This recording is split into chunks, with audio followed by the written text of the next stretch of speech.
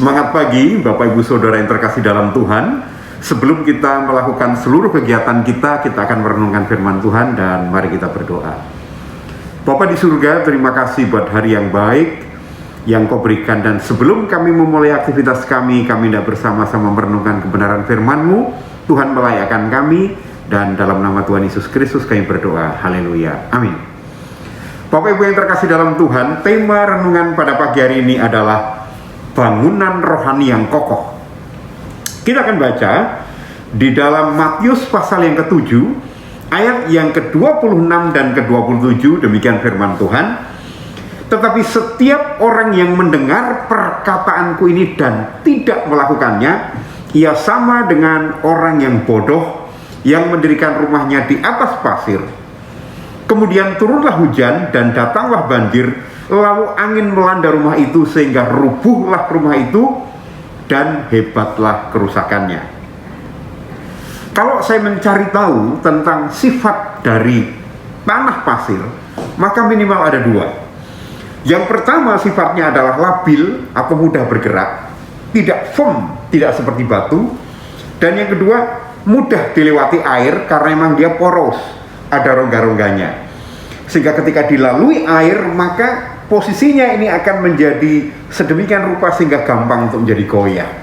Nah, Bapak dan Ibu terkasih dalam Tuhan, dapat dibayangkan ketika sebuah bangunan yang di dalamnya akan banyak beban, yang di dalamnya akan banyak kegiatan, ketika bertumpu pada tanah berpasir yang tidak stabil, yang poros dan gampang dilalui oleh air dan menjadi keropos, maka hampir dapat dipastikan bahwa rumah itu adalah rumah yang rentan untuk kemudian hancur ketika menghadapi hujan yang deras ataupun angin yang keras. Nah, bila itu terjadi, maka kerugian besar yang akan dialami oleh pemilik rumah bahkan seluruh penghuninya. Bapak Ibu yang terkasih dalam Tuhan, kejadian itu sebetulnya sama dengan kehidupan rohani manusia. Cukup banyak orang yang di dalam kehidupannya dia mengandalkan sesuatu yang mudah goyang. Dia mengandalkan sesuatu yang gampang sekali lewat. Misalnya apa? Mengandalkan harta. Orang yang mengandalkan harta, dia berpikir hartaku bisa memenuhi semuanya. Padahal seringkali tanpa terkecuali kepemilikan harta bisa segera musnah dengan berbagai macam alasan. Entah itu kebangkrutan, entah itu kehilangan dan sebagainya. Atau seringkali ada orang yang mengandalkan dasar-dasar yang tidak teguh di dalam kehidupannya. Misalnya apa? Dia mengandalkan backing. Ketika dia menghadapi masalah, oh saya punya teman yang mampu melindungi saya, menjagai saya.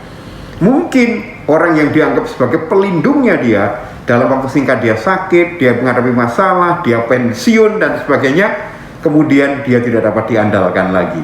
Itulah ketika dasar-dasar yang tidak teguh, dasar-dasar yang gampang sekali lenyap menjadi andalan seseorang di dalam kehidupannya. Nah, Bapak Ibu dan Saudara terkasih dalam Tuhan, pada masa ini saya tidak ingin menyebut dengan masa kesulitan, tetapi masa yang diharapkan terus membaik. Banyak sekali masalah-masalah, persoalan-persoalan yang dihadapi oleh manusia, tidak terkecuali saudara dan saya. Misalnya apa? Banyaknya tekanan persaingan dalam usaha karena kondisinya memang belum membaik. Kemudian banyaknya tekanan emosi karena orang yang menghadapi masalah saling ketemu lalu emosinya meledak. Atau bahkan kemudian banyaknya tekanan kebutuhan karena banyak orang yang kehilangan pekerjaan, penurunan penghasilan. Bapak Ibu terkasih dalam Tuhan, beberapa waktu yang lalu, kira-kira setengah tahun yang sampai 1 tahun yang lalu, cukup banyak orang-orang yang ketika menghadapi penurunan penghasilan, ketika menghadapi masalah pekerjaan yang hilang, kemudian apa yang terjadi? Cerai. Di pengadilan negeri agama begitu banyak perceraian karena apa? Ada masalah ekonomi. Nah, saya ingin mengatakan bahwa ketika masalah itu muncul dan tidak didasari oleh kehidupan rohani masing-masing orang yang kuat dan stabil, maka dasar bangunan kehidupan seseorang akan gampang roboh. Hidup ini akan mudah dihancurkan. Bahkan beberapa waktu lalu kita mendengar ada orang yang karena kesibukan pekerjaannya, karena penatnya dia, karena jenuhnya dia tidak lari ke hadapan Allah, ke hadapan Tuhan, tetapi justru dia lari untuk mengkonsumsi obat-obat yang tidak diizinkan. Dengan berdalih ketika minum itu maka saya akan senang. Dengan minum, mengkonsumsi produk itu mengatakan bahwa saya akan menjadi lebih kuat lagi dalam melaksanakan pekerjaan. Hati-hati. Cukup banyak hal yang diandalkan manusia kemudian menjadi roboh, menjadi rusak, dan menyebabkan manusia itu sendiri terjerembab dalam berbagai kesulitan. Bapak dan Ibu yang terkasih dalam Tuhan, tapi mari kita baca di dalam Matius 7 ayat yang ke-24 dan 25. Demikian firman Tuhan. Setiap orang yang mendengar perkataanku ini dan melakukannya, ia sama dengan orang yang bijaksana yang mendirikan rumahnya di atas batu. Kemudian turunlah hujan dan datanglah banjir. Lalu angin melanda rumah itu, tetapi rumah itu tidak rubuh sebab didirikan di atas batu. Nah, lalu kalau begitu, ketika saya menghadapi masalah, ketika saya menghadapi persoalan, apa yang harus saya kerjakan? Bukankah teman saya, orang tua saya, tetangga saya, sahabat saya bisa melindungi saya? Saya katakan no. Tetapi ketika kita menghadapi masalah, persoalan apapun, kita balik pada apa yang dikatakan Tuhan, mendengarkan firman Tuhan dan melakukannya. Apa itu? Saya ambil contoh, ada ayat di dalam Matius pasal yang ke-11 ayat yang ke-28. Kata Tuhan, marilah kepadaku semua yang letih lesu dan berbeban berat, aku akan memberikan kelegaan kepadamu.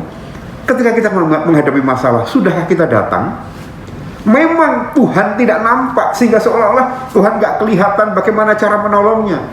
Ketahuilah, invisible hand, tangan yang tidak kelihatan itu senantiasa bersama dengan orang-orang yang mengandalkan Tuhan. Yang kedua, Mazmur 118 ayat yang kelima. Dalam kesesakan aku berseru kepada Tuhan, Tuhan telah menjawab aku dengan memberi kelegaan. Mungkin kita punya masalah, mungkin kita punya persoalan. Kalau kita cerita kepada orang lain mungkin akan mentertawakan. Orang lain cuma mungkin akan mengatakan, ya saya bersimpati, saya berempati. Tetapi ketika menceritakan kepada Tuhan, Tuhan akan hadir, dan kehadiran Allah berarti solusi. Dan yang ketiga, Mazmur 62 ayat yang pertama dan kedua. Demikian firman Tuhan.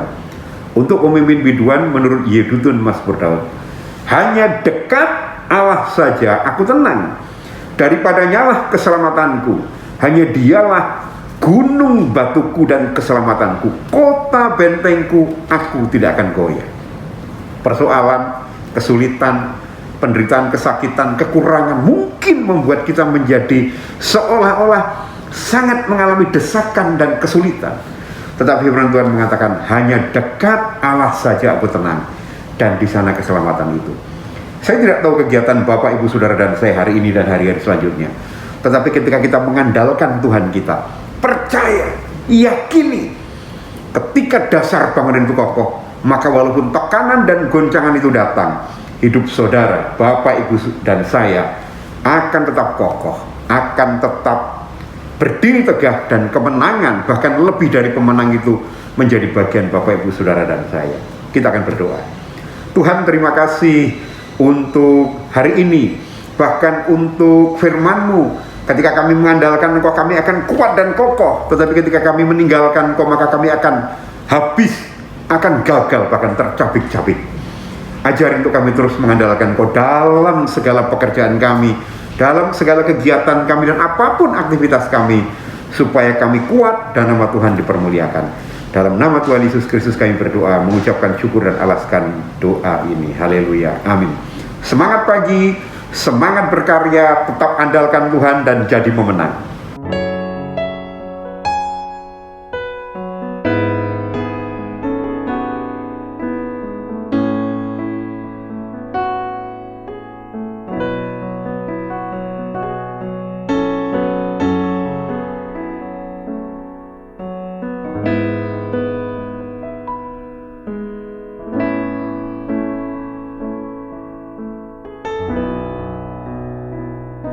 Ku sadar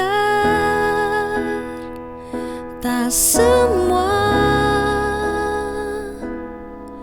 dapat aku miliki di dalam hidup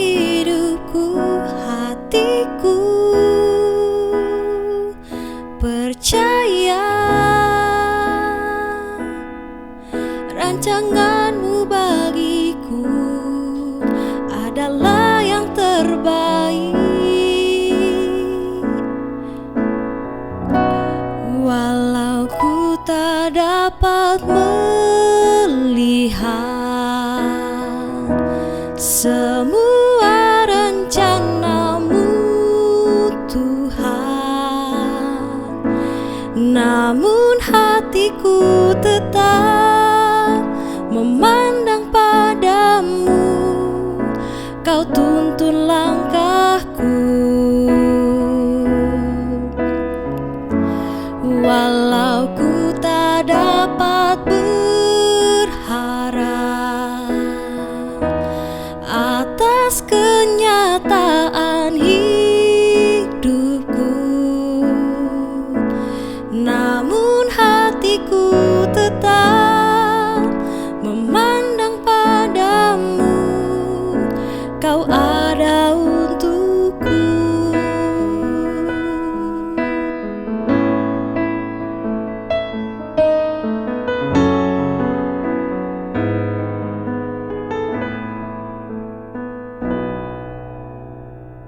Ku sadar tak semua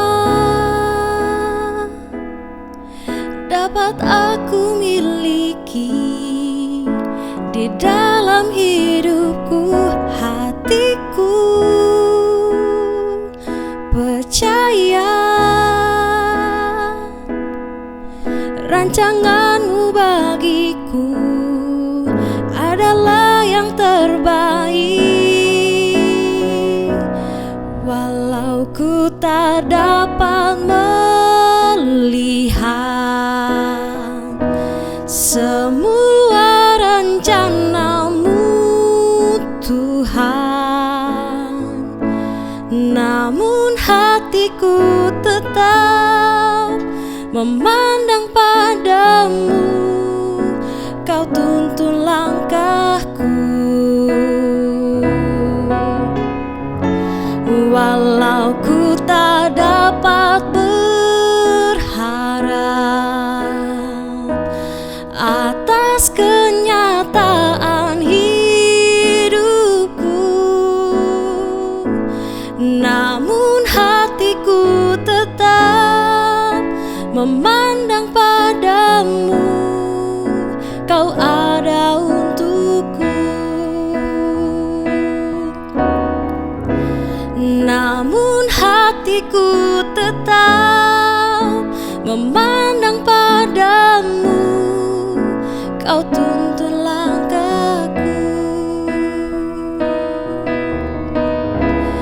namun hatiku tetap memandang padamu. Kau ada untukku.